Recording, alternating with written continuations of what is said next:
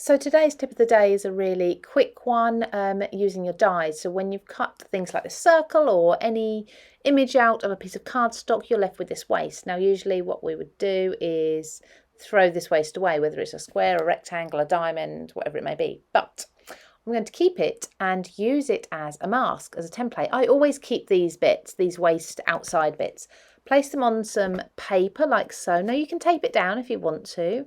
I'm not going to, I'll just hold it for you for this. But I'm just going to blend. Now for this, I'm just going to blend in from the outside very, very lightly with like a grey ink, just to give you an effect. But you could blend full on colour through this, a couple of different colours if you want to, if you have blending inks.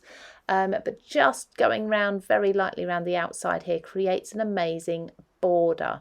So let's just skip to finishing this off for you, and look at that.